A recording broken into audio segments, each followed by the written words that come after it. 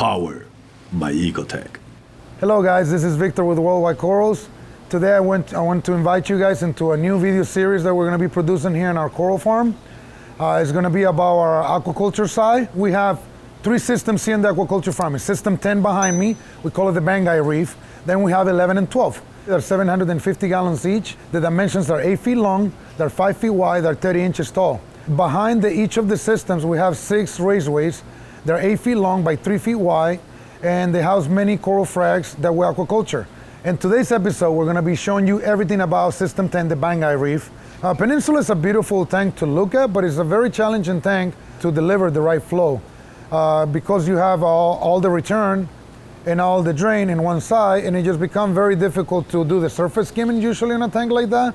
And a lot of people never notice that until they build, and then they notice that it's a big challenge, you know. But it took us a good 6 months to figure it out, just playing and tweaking. But that was the main reason, just get an extra viewing panel and just the beauty of a Peninsula tank.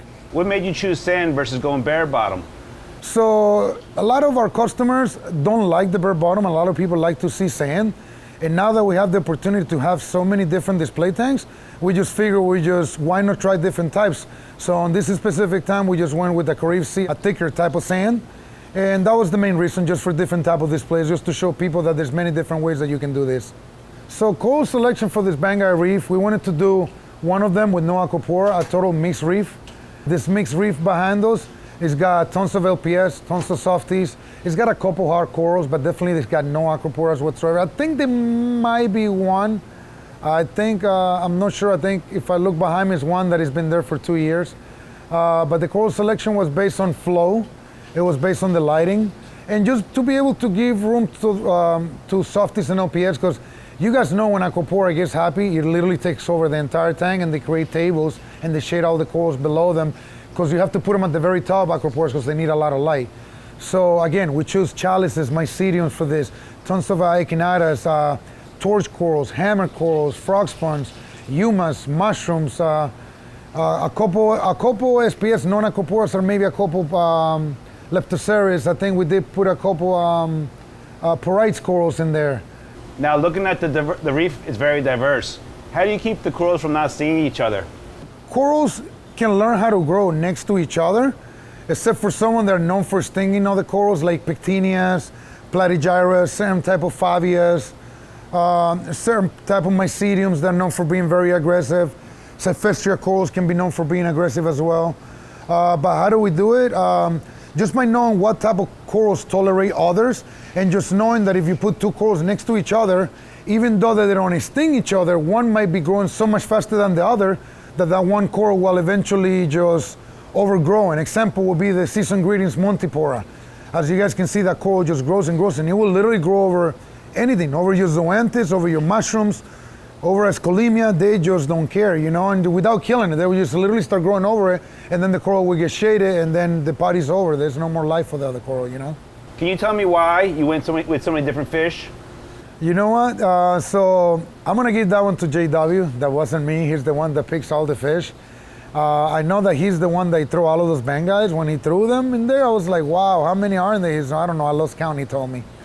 But they're starting to like spawn in the tank now. We've been seeing a couple babies on the sump. But I think normally when we pick fish for the reef system, we normally look for tanks to be working in the tank, wrasses to keep parasites at bay, you know, and someone just for looks.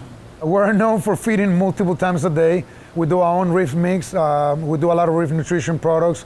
We do a lot of the Polyp Lab food also.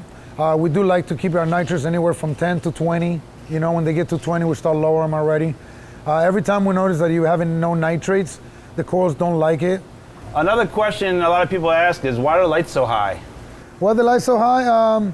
You know what? A lot of people get their lights too close. People try to overlight their tanks by thinking that by putting it closer, you're gonna get all the energy and the use out of your light.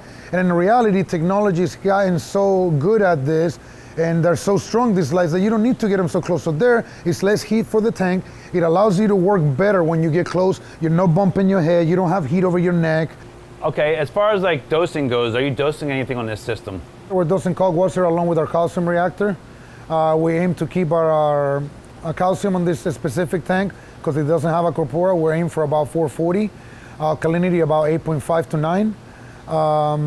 Phosphates 0.02 normally. Nitrates again on this one, because we have no aquapores, maybe 20 to 30, you know. Magnesium, we always aim for about 1400. Here, as you guys can see, we're growing a lot of chalice, a lot of myceliums, tons of LPS. We're growing the microphagias that they come from Western Australia. There's a lot of mother colonies that you guys can see on the tiles. As soon as they start covering the entire tile, we just trim 3 or 4 frags, and then we put them here, as you guys can see. We have watermelons, we got bubblegum monsters, mummy eye, pumpkin patch, a lot of old school corals here, you know. Vivid Riddler, a little bit of everything, guys, you know. All the cool mycelium, sun drop. It consists of 4 power heads. We keep the flow medium to low on this system. Let me show you guys this other one. So this is system 10B. 10B, we have tons of Cyphestриas, tons of encrusters here. We got Pavonas, we got Stellosanellias, Cyphestриas. I see a few Favias also here. More myceliums, more chalices here. We got a unique coral Stellaria chalice right there. If the coral comes here, it needs to be it goes through a rigorous quarantine system. Sometimes it can take 2 to 3 months for the coral to make it back here. But once it's here, we just do many generations of them, and that's how we're able to produce aquaculture corals.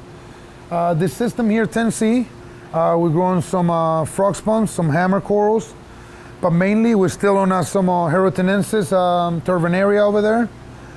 What else do we have here, guys? We got scroll corals, we got Leptoceres, we got more Cyphestриas, more Favias, more encrusters, crown jewels, a little bit of everything, guys. Here we're on the system 10D. Again, we're growing more encrusters on this one. We got some snake polyps, JW's favorite. I got you. We got some beautiful Hypnophora from Jason Fox. We got some porite corals there. Tons of platygyras right here with their stingers, you know. Copopectinias here and there. Some Galaxia coral back there.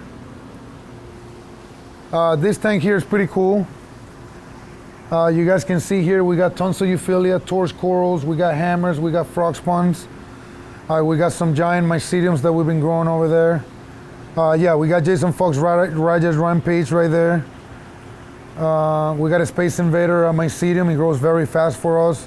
We got some Montipora here, we're aquaculturing tons of Duncans. We're aquaculturing different blastomusas, leather corals, Symphilia wilsoni, which is a very, very tough coral to grow, and we've been very successful. I will say, hands down, it might be one of the toughest corals to succeed with into this hobby. Symphilia wilsoni that comes from Western Australia. I heard that it comes from cold water, so we've been successful at it, but it's definitely challenging, to say the least. And the last system here, system 10F. Again, this is just tons of frags, some more corals that we're growing in there. There's a leather over there in the corner. There's some branching Cyphestria over there. More Leptoceres, more Platygyras, more Blastomusas. Thank you for tuning in, guys. Appreciate you guys watching the 750-gallon Bangaii reef behind us. In our next episode, we'll be showing you guys the tank next to it, which is another 750-gallon tank identical to it. I hope you guys got some good information. Please don't forget to subscribe and give us a thumbs up and a like. Don't forget to comment below also. See you guys soon.